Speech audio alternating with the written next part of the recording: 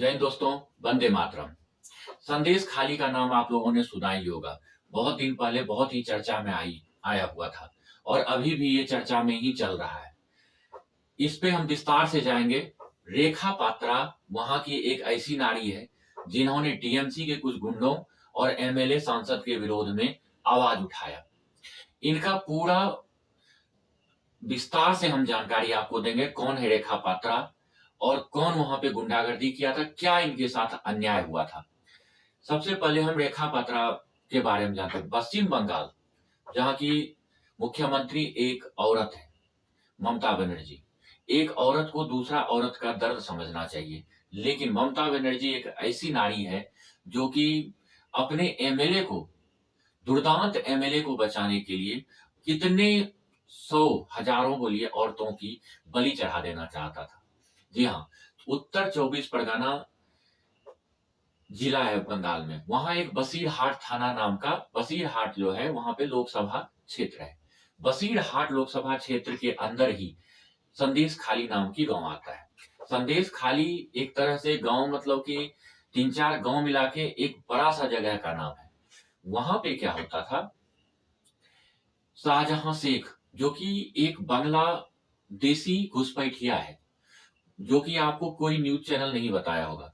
बांग्लादेशी घुसपैठिया था, वो आके यहाँ पे मछली मारने का काम करता था। शुरू शुरू में कुछ बड़े लोगों के घर में भी नौकरों का काम किया, फिर जाल से मछली मारने का काम किया। धीरे धीरे ये टीएमसी के नेता के संदर्भ में आया और वहां पे अपना पैर जमाना शुरू कर दिया। पहले ये छोटे इलेक्शन लड़ा, फिर बड़ा इलेक्शन लड़ा, फिर इन्होंने क्या किया, टीएमसी के साथ आके एमएलए की सीट जीत लिया। इनके दो गुंडा हुआ करते थे, जो एक लेफ्ट हैंड थे, एक राइट हैंड था। लेफ्ट हैंड जो था वो शिबू हाजरा नाम का व्यक्ति था और राइट हैंड जो था वो उत्तम सरदार नाम का आदमी था। ये दोनों का काम क्या होता था कि ये पता लगाना कि कहाँ पे किसका जमीन जो है ज्यादा खेती वाला है और किसका जमीन जो है ज्यादा महंगा जमीन है। ये पता लगा के आके संदेश खाली का जो मेन एमएलए था, शाहजहां शेख जिसका नाम था, उसको बताया जाता था। और ये भी देखता था कि इस जमीन का जो मालिक या मालकिन है, उसके घर में कोई जवान लड़की है या नहीं है। अब बोलिएगा ऐसा क्यों करता था? इसलिए वो करता था कि पहले वो जमीन हड़पता था, उस पे जब ये लोग कोई प्रतिक्रिया करता था, इनके हस्बैंड, बेटा या कोई भी अगर प्रतिक्रिया देता था, तो ये दोनों मिलके, शिबू हाजरा और उत्तम सरदार, ये दोनों मिलके जो है उसके घर से लड़की को उठा लेता था, जो जवान लड़की होती थी। उठाने के बाद वहीं पे एक, जैसे फार्म हाउस बनाते हैं ना बड़े बड़े आदमी, वैसे इन्होंने एक फार्म हाउस टाइप का बीच खेत में बना रखा था घर। वहां ले जाके उनके साथ रात भर गलत काम किया करते थे। पहले इनका जो एमएलए था शाहजहां शेख वो करता था, फिर शिबू हजरा, फिर उत्तम सरदार, मतलब ये लोग मिलके फिर उसको, लड़की को अपना ये खाना बना लेते थे। जब चाहे तब मर्जी बुला लिया, जब चाहे तब मर्जी भेज दिया। इससे क्या होता था, जमीन वाला मालिक जो था उसके घर में माहौल ऐसा बन जाता था कि वो लोग डर के मारे जमीन छोड़ देता था और ये लोग हड़प लेता था। अब बोलिएगा उतना जमीन हड़प के वो लोग करता क्या था? जो शाहजहां शेख है, उसका बांग्लादेशी घुसपैठिया था, उसके बड़े बड़े बांग्लादेशी मुल्लाओं से लिंक था। वो क्या करता था, बांग्लादेशी और म्यांमार से भागे हुए रोहिंग्याओं को वहां पे बसाया करता था।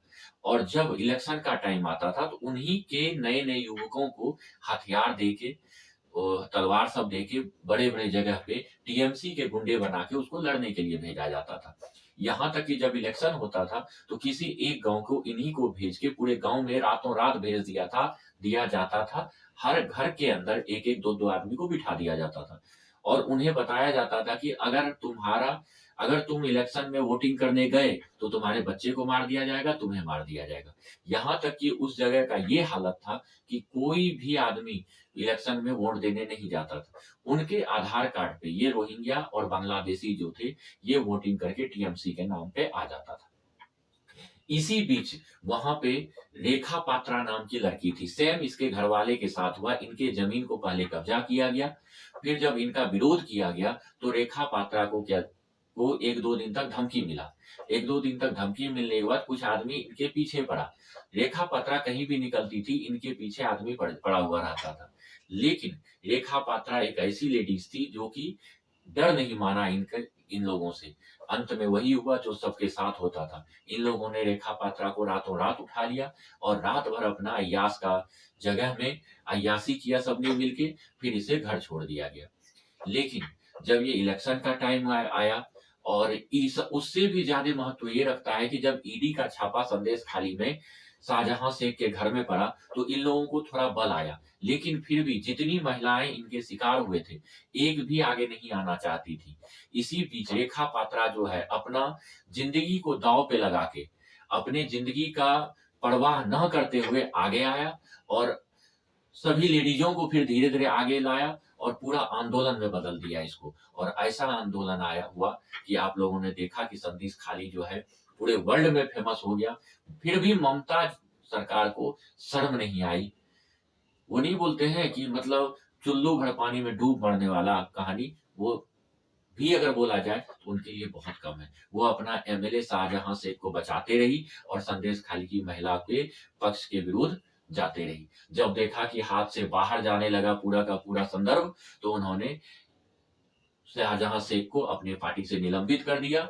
प्रत्यक्ष रूप से, लेकिन अप्रत्यक्ष रूप से समर्थन देते रहा, क्योंकि वो जब केस लड़ रहा था, जो टीएमसी का वकील है, वो इनका केस लड़ रहा था शाहजहां शेख का, और जो पब्लिक प्रोसिक्यूटर होता है सरकारी, वो भी शाहजहां शेख का ही साथ दे रहा था वहां पे। रेखा पात्रा को से फिर पीएम मोदी ने बात किया, उनका हैरत अंग्रेज कारनामा देख के, क्योंकि वहां पे ऐसा था कि हर 5 मिनट में चाहे तो रेखा पात्रा जी जैसे लेडीजों का खून बह सकता था, हत्या हो सकता था, लेकिन फिर भी वो आवाज उठाई। पीएम मोदी ने उनसे बात किया और आज देखिए उन्हें 5वीं लिस्ट जैसे ही बीजेपी का जारी हुआ, रेखा पात्रा जी को लोकसभा सांसद के लिए उम्मीदवार के लिए टिकट मिल गया। ऐसा बीजेपी छोड़ के कोई भी नहीं कर सकता है। और आज देखिए टीएमसी इनसे डरी हुई है और रेखा पात्रा को शक्ति स्वरूपा का नाम पीएम मोदी ने दिया है।